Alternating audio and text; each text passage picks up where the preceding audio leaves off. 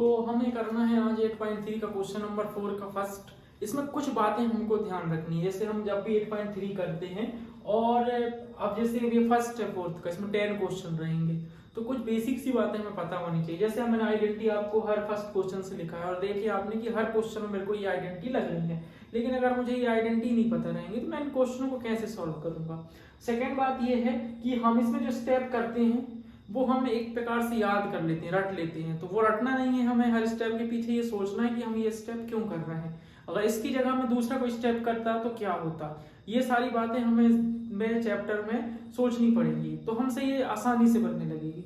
और एक्स्ट्रा कुछ बातें जैसे आपसे ये आइडेंटिटी बननी चाहिए, एलसीएम लेते बनना चाहिए, बेसिक बेसिक सी बातें हैं और उनको चेंज करते बनना चाहिए। एलसीएम लेने के पहले जैसे कि हम अगर देखें 3/5 प्लस 2/5, इसको अगर हमें ऐड करना है तो आप कहेंगे कि सर इसको 2 बार नहीं लिख के हम सेम लिख देते हैं एक बार, और ऊपर वाला भी फिर हमारा सेम रहता है, ऐसा हम एलसीएम लेते हैं।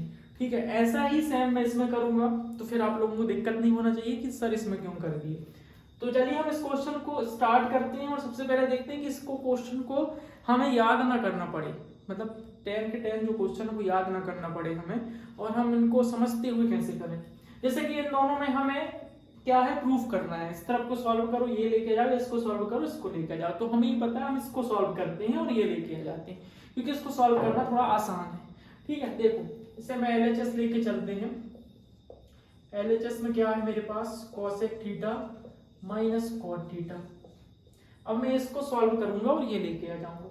कोसेक थीटा को मैं चेंज किस में कर सकता हूँ, सबसे पहला काम यहाँ पे क्या करें, सर क्या करें हमें समझ नहीं आ रहा है। सबसे पहला काम हम यहाँ पे क्या करें, फर्स्ट काम हम यहाँ पे करें कि हम इसको चेंज करें। पहला काम हमें चेंज करना है, फिर एलसीएम लेना है। हर क्वेश्चन में सेम प्रोसेस सेम स्टेप होते हैं, चेंज करना है, फिर एलसीएम लेना है और फिर आइडेंटिटी लगनी है। तो देखो कोसेक थीटा को हम किस में चेंज करेंगे, 1/sin थीटा में। अब कॉट थीटा तो 2 टाइप में चेंज होता है ना, 1/tan थीटा में भी चेंज हो जाता है और एक चेंज हो जाता है किसमें, cos theta upon sin theta में। तो मैं क्या लिखूं यहाँ पे, मैं लिखूंगा cos theta upon sin theta. अब बात आ रही है कि मैं इसी को क्यों लिखूं, उसके पीछे क्या रीजन है।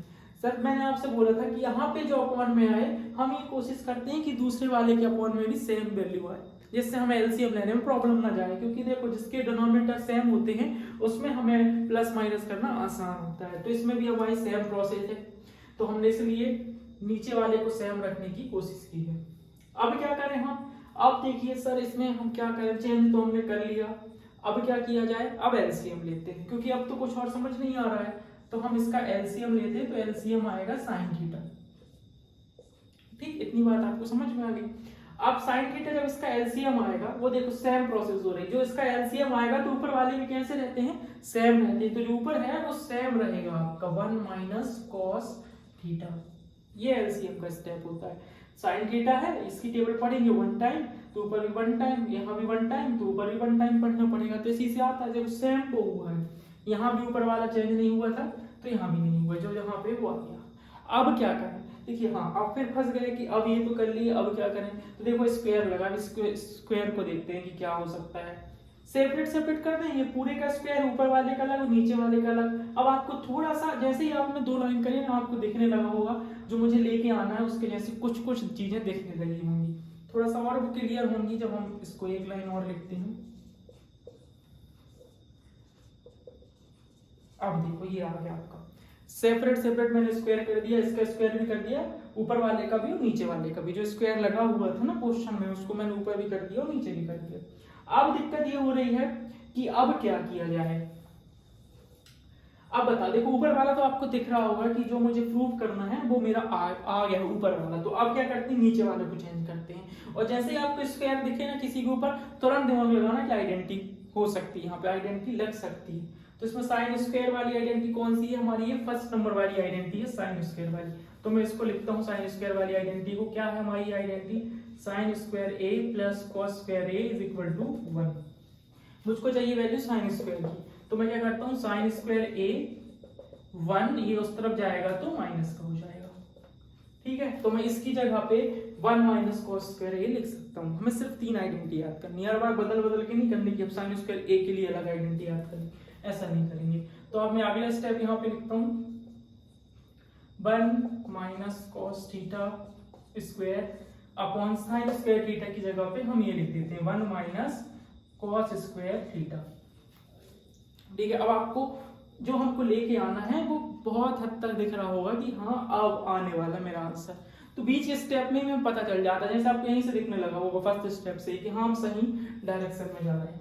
अब देखो ये को एक काम करते हैं, अब क्या करें सर, ऊपर वाला तो बहुत अच्छा लग रहा है लेकिन ये दो, हमें ये दो को अलग करना है।